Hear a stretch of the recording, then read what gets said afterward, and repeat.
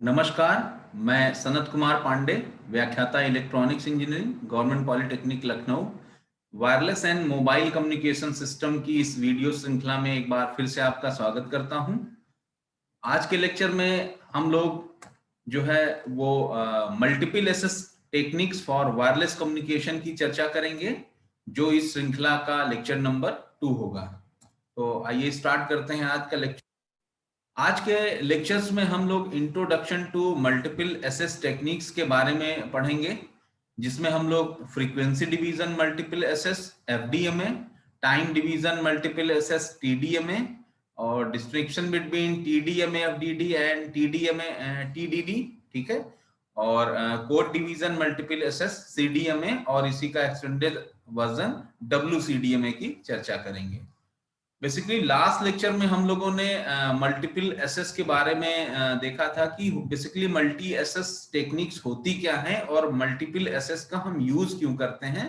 तो हमने कई एग्जांपल्स के देखा था कि चूंकि जो हमारा कम्युनिकेशन सिस्टम होता है, उस कम्युनिकेशन सिस्टम में हमारा जो बैंडविड्थ का स्पेक्ट्रम होता है वो मिनिमम होता है, और उसी मिनिमम बैंडविड्थ का जो लिमिटेशन है स्पेक्ट्रम का, उसमें मेनी नंबर ऑफ यूजर्स को कैसे हम इंगेज करा पाए, अटैच कर पाए।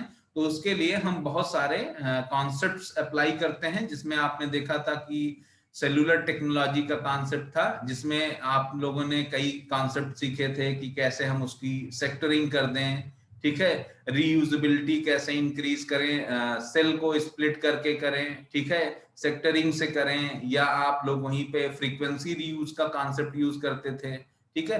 तो ऐसे कई सारी टेक्निक्स थी जो हम सेलुलर स्ट्रक्चरल लेवल पे ऐसी टेक्निक्स को अप्लाई करके हम जो है सिस्टम को इफिशिएंट बनाते थे।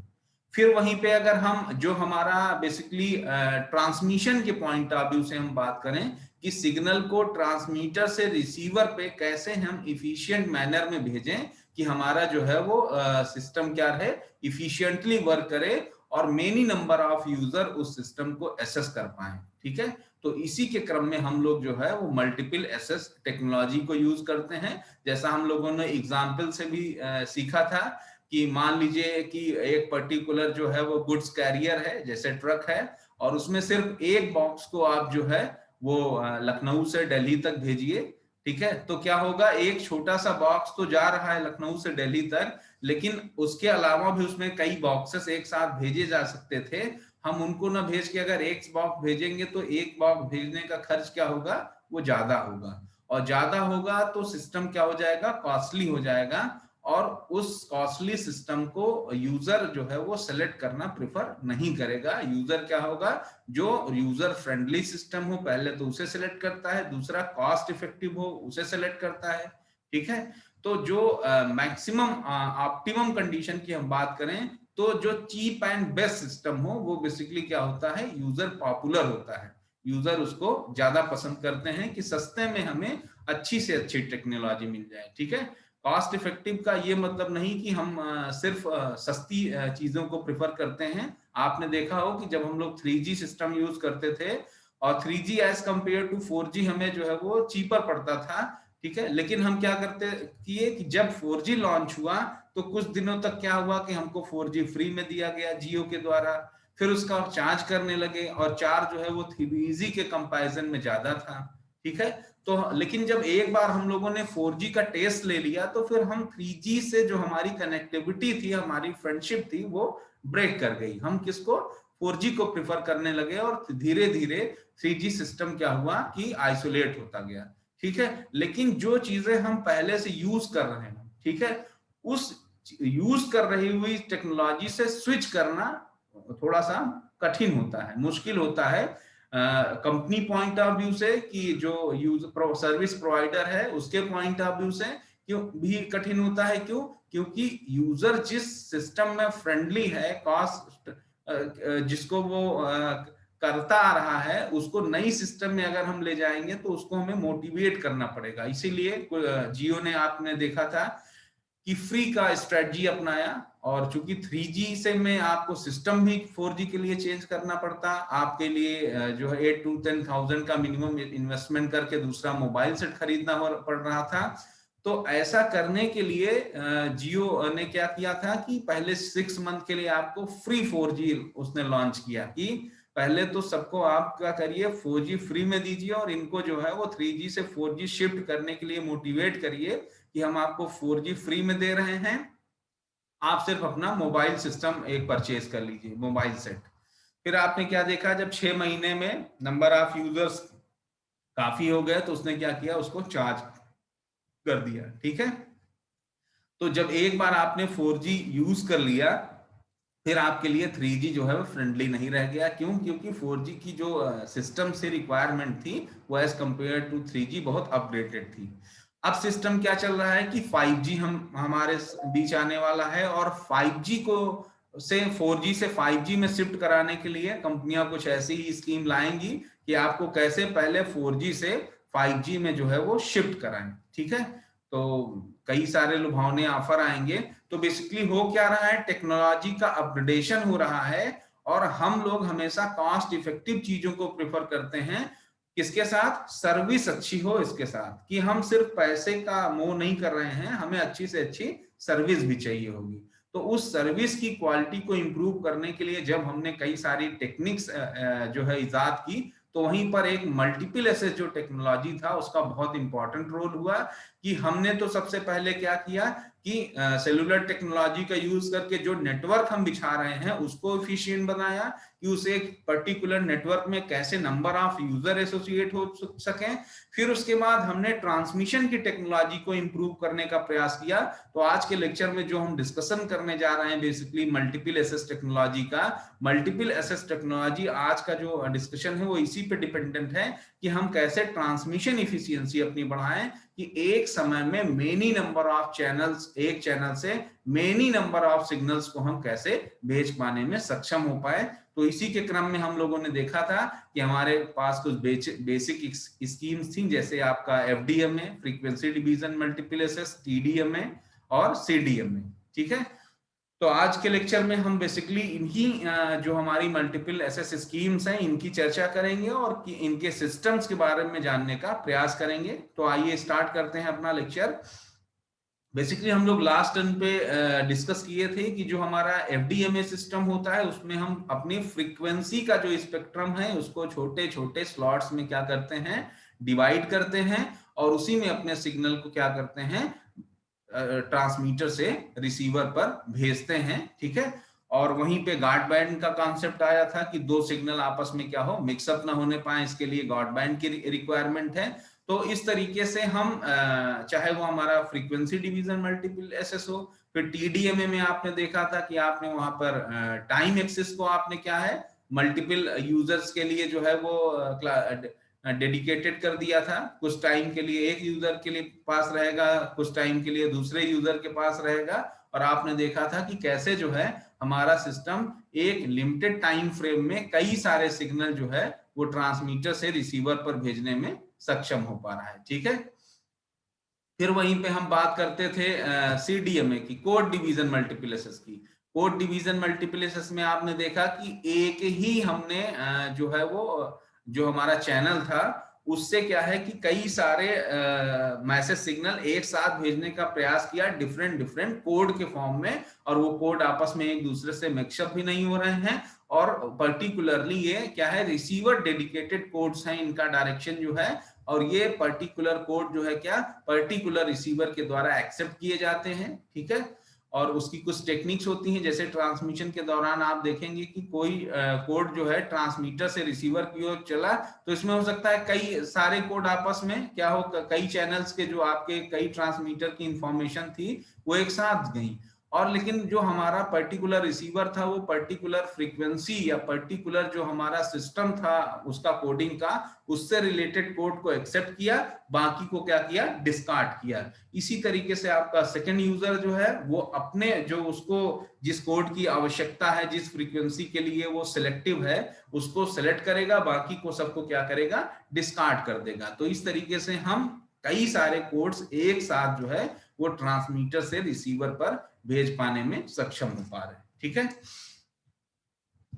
फिर इसी में अगर हम आगे बात करें अब कि हमारा बेसिकली सिस्टम कैसा होता है और इसमें कौन कौन से सिस्टम इन्वॉल्व हैं, तो हम सबसे पहले अगर एफडीएमए की बात करें, फ्रीक्वेंसी डिवीजन मल्टीपल एसेस की, तो फ्रीक्वेंसी डिवीजन जो आपका मल्टीपल एसेस सिस्टम है उसमें बेसिकली है क्या कि कुछ फिल्टर सेलेक्टिव रिसीवर होते हैं, ठीक है, जो पर्टिकुलर जो है फ्रीक्वेंसी से रिलेटेड जो है वो सिस्टम को सिलेक्ट करेंगे, बाकी सबको क्या कर देंगे, डिस्कार्ड करेंगे, ठीक है।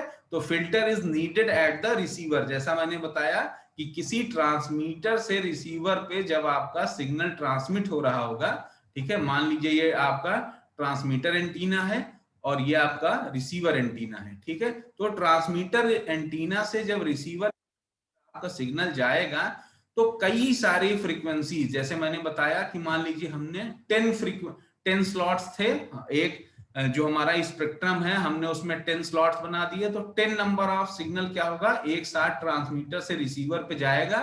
लेकिन पर्टिकुलर मान लीजिए ये F1 फ्रीक्वेंसी है और F1 फ्रीक्वेंसी से रिलेटेड जो सिग्नल होगा वो पहले रिसीवर के द्वारा एक्सेप्ट कर लिया जाएगा और बाकी मान लीजिए F1 से Fn तक हमारे पास फ्रीक्वेंसीज हैं, तो बाकी को ये क्या करेगा, डिस्कार्ड कर देगा, ठीक है। तो इसलिए हम बोल रहे हैं कि यहाँ पर फिल्टर सेलेक्टिव ऑप्शन जो है वो प्रक्रिया होती है यहाँ पर रिसीवर के पॉइंट ऑफ व्यू पे, क्योंकि यहाँ से हमारा F1 से लेके Fn तक की पूरा एक फ्रीक्वेंसी हमारा, जो मान लीजिए हम n इज इक्वल टू यहाँ 10 ले ले एग्जाम्पल के तौर पर, तो 10 इंफॉर्मेशन एक साथ ट्रेवल कर रही होंगी और कि कोई एक इंफॉर्मेशन क्या होगा, रिसीवर के द्वारा जो है वो सिलेक्ट कर लिया जाएगा। तो इस तरीके से आपने देखा कि जो आपका टीडीएमए का प्रोसेस है बेसिकली ये क्या है, फ्रीक्वेंसी सिलेक्टिव है रिसीवर साइड पे और फिल्टर की आवश्यकता होती है रिसीवर पे in a given frequency band, ठीक है।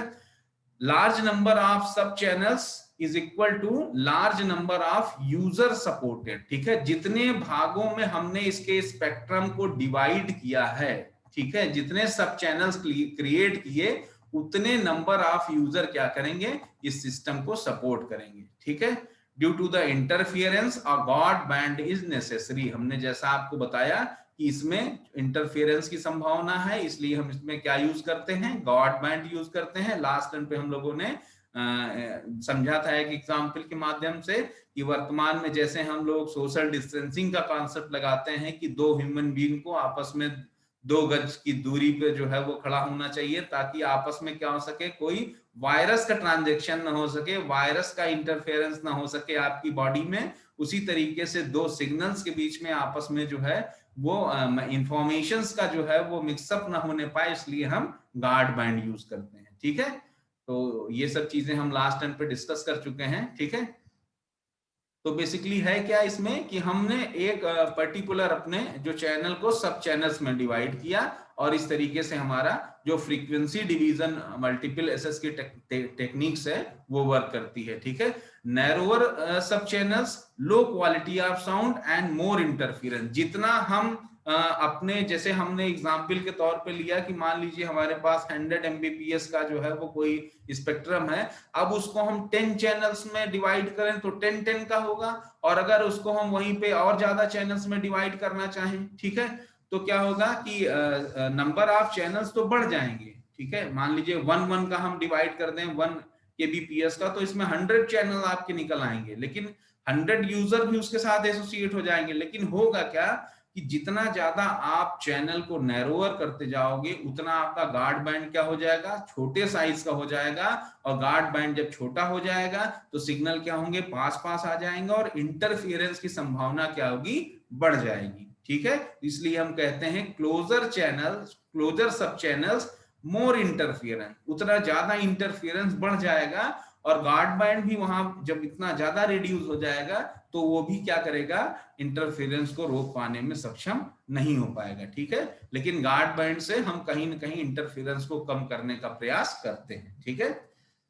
फिर अब टीडीएमए की हम बात करें तो टीडीएमए में बेसिकली क्या करते हैं कि हम किसी एक पर्टिकुलर चैनल से रिलेटेड टाइम स्लॉट्स को जो है वो डिफरेंट छोटे छोटे जो है वो टाइम्स डिविजन्स में डिवाइड कर देते हैं और कम्यूटेटर के माध्यम से हम ट्रांसमीटर और रिसीवर का जो हमारे यूजर्स है उनको आपस में क्या सिंक्रोनाइज रखते हैं, जैसा लास्ट टाइम पे हम लोग देखे थे कि अगर कम्यूटेटर फर्स्ट यूजर से ट्रांसमीटर एंड पे अटैच है तो फर्स्ट यूजर जिसको कॉल कर रहा होगा वो पर्टिकुलर चैनल वो रिसीवर एंड पे क्या होगा, कम्यूटेटर के थ्रू उससे जो है अटैच हो जाएगा। तो ये सब प्रक्रिया इतनी फास्ट होती है कि आपस में इनका सिंक्रोनाइज होना जरूरी है, ठीक है। और टीडीएमए का जो है वो पहला सिस्टम जो है वो डेवलप किया हुआ था यूएस में, IS-54 टीडीएमए, ठीक है। और इसकी फ्रीक्वेंसी बैंड की बात करें, वही स्लॉट जो है set of 3 time slots in 30 kilohertz, ठीक है। फिर वहीं पे आया IS-136 यूएस में ही, ठीक है। ये भी एक टीडीएमए सिस्टम था, इसमें 6 टाइम स्लॉट्स को जो है 30 के किलोहर्ट्ज में जो है क्लासिफाई किया गया। फिर जीएसएम आया, ग्लोबल सिस्टम फॉर मोबाइल, ठीक है, यूरोप द्वारा डेवलप हुआ सबसे पहले यूरोप में, और इसमें क्या थे 8 टाइम स्लॉट्स इन 200 किलोहर्ट्ज। तो आप देख रहे हैं कि स्पेक्ट्रम कितना बढ़ गया, और इसमें आपने 8 टाइम स्लॉट्स क्लियर किया। जब आपका टोटल स्पेक्ट्रम 200 किलोहर्ट्ज का हो गया और स्लॉट की वैल्यू आपने 8 ही रखी, जैसा कि हम टीडीएमए के पहले सिस्टम IS-54 और IS-136 में देख रहे थे कि 30 किलोहर्ट्ज में ही आपने 3 स्लॉट्स और 6 स्लॉट्स क्रिएट कर दिए थे, तो उसमें क्या था, गॉड बैंड की संभावना जो है कम थी, ठीक है। तो होगा क्या कि कहीं ना कहीं आपका इंटरफेरेंस या टाइम, टीडीएमए में क्या है कि एक चैनल से दूसरे चैनल में जो मूवमेंट के लिए टाइम गैप चाहिए आपको वो नहीं मिलेगा और सिस्टम यहाँ पे आपका लॉस होगा। बट जीएसएम में आपने उस सिस्टम को रिमूव किया, आपने 200 किलोहर्ट्ज का जो आपका स्लॉट था उसमें आपने 8 टाइम स्लॉट्स में ही इनको क्लासिफाई किया, ताकि आपको जो कम्यूटेटर का मूवमेंट का टाइम है वो भी आपको मिल सके और किसी तरीके के सिग्नल का लॉस ना होने पाए, ठीक है। फिर हम बात करते हैं सीडीएमए की। सीडीएमए की अगर हम बात करते हैं तो बेसिकली होता क्या है, इसको हम कोड डिवीजन मल्टीप्लेसेस के नाम से जानते हैं, ठीक है। Multiple signals in the same frequency band and in the same time slot, ठीक है। ये ध्यान रखिएगा कि सेम फ्रीक्वेंसी बैंड में और सेम टाइम स्लॉट्स पे बेसिकली टीडीएमए का कॉन्सेप्ट होता है। उसी में हम अपनी इंफॉर्मेशन को कोड के फॉर्मेट में बदलते हैं, वहां टाइम स्लॉट और फ्रीक्वेंसी स्लॉट आपका चेंज नहीं होता है, ठीक है। Each signal uses a different code, हर एक सिग्नल के लिए मान लीजिए हम 10 सिग्नल भेज रहे हैं तो 10 के लिए अपना क्या होगा, अलग अलग जो है वो कोड फॉर्मेट होगा, ठीक है। फिर यही क्या है, original spread spectrum technology for a military use, सबसे पहले ये मिलिट्री यूज के लिए यूज किया गया, ठीक है। मोर सिक्योर अगेंस्ट एंड, ठीक है, ये as compare to the other system आपका कुछ सिक्योरिटी प्रोवाइड करता है। इसीलिए आप देखे हो कि जीएसएम मोबाइल के कंपैरिजन में जो आपके पहले सीडीएमए के मोबाइल सिस्टम होते थे उनकी वॉइस क्वालिटी और उनकी जो कॉल ड्रॉप होने की संभावना रहती थी वो कम हुआ करती थी, ठीक है।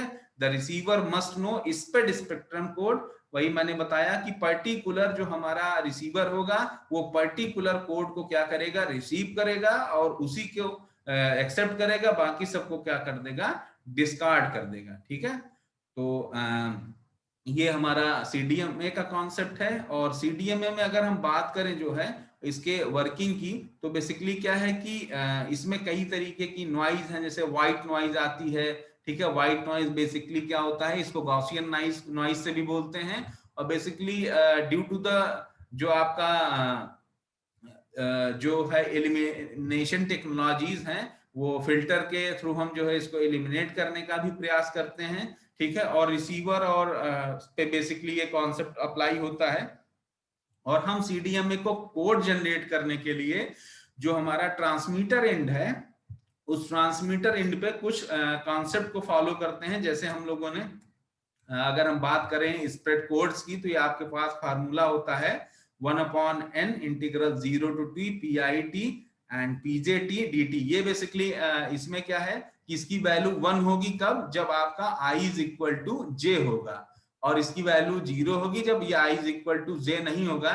इसमें pi मान लीजिए एक आपका इंफॉर्मेशन का कोड हो जाएगा और एक आपका जो है वो साइनोसॉइडल पल्स हो, या आपका जो भी जिस टाइप की पल्स आपने यूज करी इसको सिस्टम को भेजने के लिए, तो एक पल्स ट्रेन हो जाएगा और एक आपका मैसेज सिग्नल हो जाएगा, और इस हिसाब से हम इसमें इंफॉर्मेशन भेजते हैं। अगर हम इसके सीडीएमए सिस्टम की बात करें तो सीडीएमए में आपने देख रहे हैं डायग्राम में कि जो बेसिकली हमारा सिस्टम है उसमें हम क्या कर रहे हैं कि सबसे पहले जो हमारा एक कोई डेटा सिग्नल है, डेटा सिग्नल की हम बात करें तो जो हमारी मान लीजिए कि कोई इंफॉर्मेशन है, वो कभी किसी टाइम स्लॉट पे 1 है, किसी टाइम स्लॉट पे 0 है, किसी पे 1 है और किसी पे 0 है। तो ये बेसिकली एक हमारे पास मैसेज है 1010 का, ठीक है। अब इस 1010 इंफॉर्मेशन को हमको सीडीएमए के थ्रू भेजना है, तो ठीक है। तो सीडीएमए कोड जनरेशन के लिए एक हमारे पास सूडो रैंडम कोड होंगे, ठीक है, जिनकी वैल्यू कहीं पे हाई होगी, कहीं पे लो होगी। लो का मतलब 0 होगी और हाई का मतलब 1 होगी, ठीक है। अब है क्या इसमें कि जब हम लोग इस सिस्टम को क्रिएट किए, तो अब इन दोनों का जो हमारा इंफॉर्मेशन था और जो हमारा सूडो रैंडम कोड था, इन्हीं को हम एक्सॉर कराते हैं और एक्सॉर करा के अपनी इंफॉर्मेशन को ट्रांसमीटर से रिसीवर पर भेजते हैं। उसके लिए जैसे आप लोग एक्सॉर का कॉन्सेप्ट जानते हो कि जब दोनों इनपुट हमारे लो रहते हैं या दोनों इनपुट हमारे हाई रहते हैं, तो सिस्टम क्या रिस्पांस देता है? 0। अगर दोनों में से कोई भी एक इनपुट हमारा हाई हो जाता है तो हमारा सिस्टम कैसा रिस्पांस देता है? हाई हो जाता है। तो आप देखिए पहला वाला जो अगर हम बात करें, पहला जो हमारा कोड है, ठीक है, यहाँ पे क्या है? ये हाई है इस टाइम स्लॉट पे और ये भी क्या हाई है। तो आपने देखा कि जब दोनों हाई रहते हैं तो आपका रिस्पांस कहता आता है लो, ठीक है, एक्सॉर गेट में। फिर देखिए यहाँ पे ये हाई है और यहाँ पे ये लो है, ठीक है।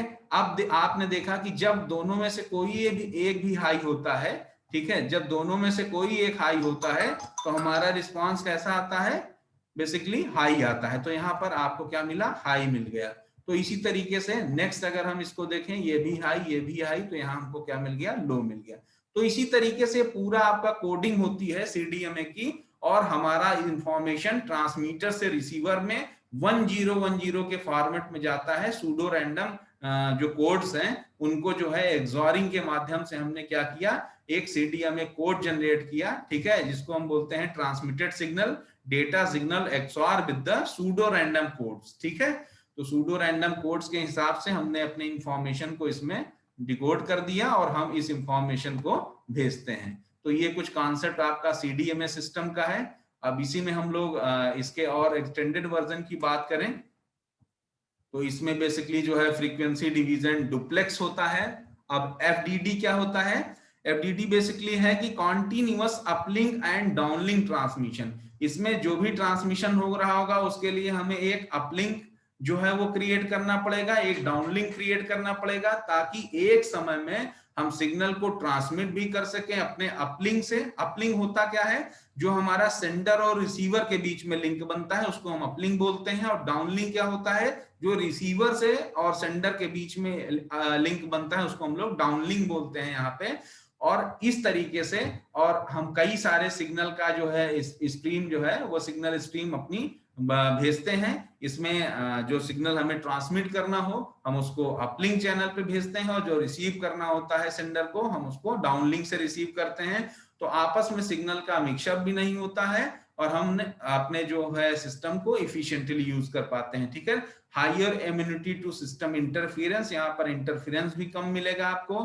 Feedback required for CSIT acquisition, अभी इसकी बात हम लोग आगे करेंगे। फिर फ्लेक्सिबल ट्रैफिक एलोकेशन होता है, ठीक है। यहाँ पर सिस्टम को जो ट्रैफिक है उसको हम यूजर के हिसाब से एलोकेट भी कर सकते हैं सिस्टम रिक्वायरमेंट के हिसाब से। गार्ड बैंड होता है, हायर हार्डवेयर कॉस्ट होती है इसमें, ठीक है। तो ये सब इसके क्या थे? हमने जो फ्रीक्वेंसी डिवीजन मल्टीपल एसएस हमारा एफडीएमए था उसको हम लोगों ने इसके माध्यम से और इफिशिएंट बनाया। यहीं पे time division multiple time division duplex की बात करें, डुप्लेक्स मतलब होता क्या है? एक होता है सिंप्लेक्स, एक होता है डुप्लेक्स। डुप्लेक्स का मतलब दो चैनल आपके पास है ट्रांसमिशन और रिसीवर के अलग अलग, ठीक है। तो यहाँ पर भी सेम कॉन्सेप्ट एफडीएमए वाला कि इसको इफिशिएंट बनाने का प्रयास किया, ठीक है। चैनल रेसिप्रोसिटी का कॉन्सेप्ट यहाँ पे लगा, डायनेमिक ट्रैफिक एलोकेशन हुआ, हायर फ्रीक्वेंसी डाइवर्सिटी हुआ, ठीक है, अनपेयर्ड बैंड एलोकेशन मिला, lower hardware cost I as compare to the simple system. कुल मिला के हमने यहाँ पर वही चैनल को डुप्लेक्स किया और ट्रांसमीटर मिशन और रिसेप्शन को ट्रैफिक एसिमेट्री का कॉन्सेप्ट यूज करके इफिशिएंट बनाने का प्रयास किया। इसके टीडीएमए के कुछ चैलेंजेस हैं। क्रॉस स्लॉट इंटरफेरेंस इसमें हो जाता है, ऑपरेटर इंटरफेरेंस हो जाता है, God time between downlink and uplink का ट्रांजिशंस पाए जाते हैं, ठीक है, डुप्लेक्सिंग डिले होता है, ठीक है। एमएसी एंड एआरसी में ये बेसिकली जो है वो जो हमारा कोड अगर कोई अनकरेक्ट कोड एरर के साथ फाउंड होता है तो हम उसको जो है करेक्ट करने की हमारी कुछ एल्गोरिथम होती हैं, एमएसी एंड एआरक्यूज, ठीक है। तो हम यहाँ पर उसमें उसके कारण डुप्लेक्सिंग डिले आता है, ठीक है। आउटडेटेड सीएसआईटी एक बेसिकली आपका सिस्टम होता है, ठीक है, जो कि इस समय वर्किंग में नहीं मान रहे हैं हम उसको, ठीक है। तो solution for cross slot interference जो टीडीएमए डुप्लेक्स में आपने देखा जो है टीडीडी चैलेंजेस में, तो उसको हम रिमूव करने का प्रयास किए। रिमूव करने में हम लोगों ने synchronisation, sectorisation and time slot grouping का कॉन्सेप्ट लगाया और इस तरीके से हम लोग जो कुछ उसमें ड्रॉबैक्स थे उनको रिमूव करने का प्रयास किया, ठीक है। सिंक्रोनाइजेशन आप जानते हैं कि कम्यूटेटर और जो रिसीवर है उसमें जो निडल है वो उसकी जो शिफ्टिंग हो यूजर 1 से यूजर 2 में वो ट्रांसमीटर और रिसीवर पे क्या हो, सिंक्रोनाइज्ड हो, ठीक है। और सेक्टराइजेशन की हम बात करें तो बेसिकली क्या है कि वही कॉन्सेप्ट की नंबर ऑफ यूजर कैसे इसमें बढ़ा सकें, मतलब नंबर ऑफ यूजर ज्यादा हैं तो हम सेल साइज क्या करें, छोटा छोटा रखें। फिर टाइम स्लॉट ग्रुपिंग कर दें जिसके माध्यम से हम एक समय में कई यूजर्स को इसमें इन्वॉल्व करा सकें, ठीक है। तो ये कुछ कॉन्सेप्ट है आपके, ठीक है। ये क्रॉस स्लॉट इंटरफेरेंस को कैसे रिमूव किया जाए उसका जो है एक आर्किटेक्चरल डायग्राम है, ठीक है। बेस स्टेशन और जो आपका यूजर है उसके बीच कैसे आप लोग जो है वो डुप्लेक्स लिंक क्रिएट करें और उनके थ्रू ट्रांसमिशन करें। और बेसिकली एक लार्ज साइज का जो क्लस्टर है उसमें छोटे छोटे स्लाइस के जो है आप सेल्स यूज करें, नंबर ऑफ सेल्स इंक्रीज कर दें जिससे एक बिगर सेल का साइज क्या हो, छोटा हो जाएगा, तो नंबर ऑफ यूजर्स उसमें ज्यादा से ज्यादा जो है वो इन्वॉल्व हो सकते हैं, ठीक है। फिर हाइब्रिड एफडीडी का कॉन्सेप्ट होता है कि इसमें पर्टिकुलर टाइम फ्रेम में हम अप स्ट्रीम फ्रीक्वेंसी और डाउन स्ट्रीम फ्रीक्वेंसी का यूज करके क्या है कि जो हमारा इंफॉर्मेशन ट्रांसमीटर से रिसीवर पे जा रही है उसको अप स्ट्रीम फ्रीक्वेंसीज का यूज करके भेजें, और जो नीचे की तरफ आ रही है मतलब रिसीवर से आपका ट्रांसमीटर की तरफ आ रही है उनको डाउन स्ट्रीम फ्रीक्वेंसीज का यूज करके भेजें। मतलब एक फ्रीक्वेंसी जो हमारा स्पेक्ट्रम है उसको हम दो भागों में क्लासिफाई कर दें, up stream frequency and down stream frequency. ये हमारा आपका हाइब्रिड एफडीडी सिस्टम है जिसके द्वारा हम अपने सिस्टम को जो है और एफिशिएंट बनाने का प्रयास करते हैं, ठीक है। तो अब कंक्लूजन्स की अगर हम बात करें बेसिकली जो है तो TDMA TDD easier to asymmetric traffic, TD has higher bit rate, TDD use unpaired spectrum, ठीक है। तो जो अभी तक हम लोगों ने सिंपल TDMA सिस्टम पढ़ा उसके कंपैरिजन में आपका जो TDD time division duplex system है ये इफिशिएंट है, ठीक है। और उसमें हम लोगों ने उसके ट्रैफिक को असिमेट्री को यूज करके इफिशिएंट किया, फिर उसका कुछ बिट रेट भी हमको हाई मिला, ठीक है। फिर वहीं पे आपने अनपेयर्ड स्पेक्ट्रम प्राप्त किया, ठीक है। तो इस तरह से हम इस कंक्लूजन पे आए कि टीडीडी मतलब टाइम डिवीजन डुप्लेक्स सिस्टम हमारा as compare to TDMA system efficient हुआ। फिर वहीं हम WCDMA की बात करें तो WCDMA क्या है, high speed 3G mobile wireless technology with capacity of offer higher data rate than CD। इसको हम वाइडर CDMA भी कह सकते हैं क्योंकि इसमें क्या है कि जो है इसमें जो स्पीड थी CDMA की इसको इंप्रूव करने का प्रयास किया गया और हायर स्पीड मतलब 3G स्पीड से इसमें डेटा का ट्रांसमिशन स्टार्ट हुआ, ठीक है। WCDMA has the capacity to easily handle bandwidth intensive applications such as video, data and image transmission necessary for the mobile internet services। आपने देखा जब CDMA हमारे बीच आया तो उस समय हम बेसिकली पिक्चर हो गया, वीडियो मैसेज हो गया या टेक्स्ट मैसेजेज हो गया, इफिशिएंटली एक जगह से दूसरे जगह पे भेजने में सक्षम हो पाए थे। ठीक है, WCDMA has adopted as a standard by the International Mobile Telecommunication 2000, इसको IMT 2000 स्टैंडर्ड के नाम से जानते हैं, with the intentions to create a global standard for real time multimedia services and international roaming। ठीक है, तो हम इस सिस्टम में बेसिकली कुछ इंटरनेशनल जो हमारे स्टैंडर्ड्स हैं टेलीकम्युनिकेशन से रिलेटेड उनको फॉलो करते हैं, और उस हिसाब से यहाँ पर हम कुछ मल्टीमीडिया सर्विसेज का भी यूज कर पाए, और रोमिंग का जो कॉन्सेप्ट था, ठीक है, उसको हम लोग यूज किए ताकि हमारा जो क्वालिटी ऑफ द कम्युनिकेशन है वो और इंप्रूव हो सके। ठीक है, फिर WCDMA is direct spread technology which means that it will spread its transmission over a wide मतलब आप समझिए कि 5 मेगाहर्ट्ज कैरियर पे हम इसमें अपने सिग्नल को भेज पाते हैं। ठीक है, तो हम कहीं ना कहीं जो हमारे प्रीवियस सिस्टम था CDMA उससे हमें इसमें इम्प्रूव वर्जन मिला। ठीक है, WCDMA is the learning 3G wireless standard in the world. ठीक है, तो बेसिकली आपने देखा कि कैसे हमने CDMA के कंपैरिजन में जो हमारा वाइट CDMA था, WCDMA था, उसको हमने इंप्रूव किया। इसमें कुछ इंटरनेशनल स्टैंडर्ड को हमने यूज किया, और इसके कैरियर की जो हमारी फ्रीक्वेंसी थी उसको हमने और हायर यूज किया। इसमें रोमिंग सर्विसेज के लिए हमने कुछ इंटरनेशनल स्टैंडर्ड प्रोटोकॉल्स को फॉलो किया। तो इस तरीके से ये हमारा सिस्टम क्या होगा, वर्ल्ड वाइड हो गया, और हम इसको WCDMA के नाम से जानते हैं। ठीक है, तो बेसिक्स ऑफ द WCDMA की बात करें तो WCDMA user share same radio resources whereas TDMA और FDMA users have their own radio resources allocated. ठीक है, पर्टिकुलर इसको जो है स्पेक्ट्रम अलॉट हो गया, उसी में अपने सिस्टम के द्वारा जो है वो सिग्नल को ट्रांसमीटर से रिसीवर पर भेजने का प्रयास करता है। तो इस तरीके से आपने देखा कि user signals are differentiated based on code. ठीक है, कोड में हमने कुछ और इफिशिएंटली जो है वो एल्गोरिथम्स लगाई और उनको और इफिशिएंट बनाया जो हमें CDMA में कोड्स मिल रहे थे। तो ये एक आपके साथ कंपैरेटिव डायग्राम भी है जनरेशन ऑफ द WCDMA का। इसमें आप देखिए कि जैसे हम लोग TDMA में बेसिकली जो है सिस्टम को यूज कर रहे थे, एक्सॉरिंग करा रहे थे, उसी हिसाब से इसमें भी आप लोग एक्सॉरिंग करा के भेजते हैं। इसमें चैनल डेटा को आप लोग जो है वो चैनल बिटरेट जो है चैनलाइजेशन कोड के फॉर्मेट में, फिर आप जो है इसकी स्क्रैम्बलिंग कोड के माध्यम से QPSK में डेवलप करके एक जगह से दूसरे जगह के पर भेजते हैं। लेकिन बेसिक इसका वही क्या है, एक्सॉर जो आपके टेक्नोलॉजी CDMA में यूज किए थे उन्हीं कॉन्सेप्ट को यूज करके हम इसमें आगे डेटा को ट्रांसमिशन में यूज कर सकते हैं। पावर कंट्रोल की बात करें तो सिस्टम चूंकि इसमें पर्टिकुलर जो है वो इसके कुछ पर्पस हैं। The purpose of power control is to ensure that each user receives and transmit just enough energy to prevent।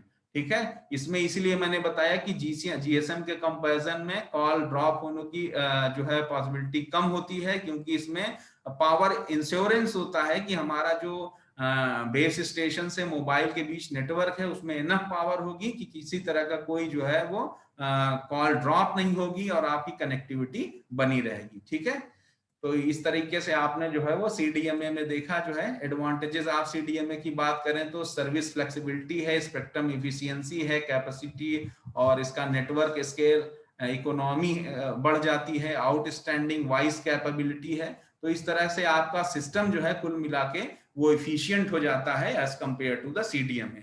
तो आज के लेक्चर में हमने बेसिकली आपके बहुत सारी मल्टीपल एसेस जो टेक्निक्स थी उनके बारे में डिस्कशन किया। आज यहीं तक रखते हैं, नेक्स्ट लेक्चर में हम लोग कुछ और भी कॉन्सेप्ट इससे रिलेटेड सीखेंगे। Thank you.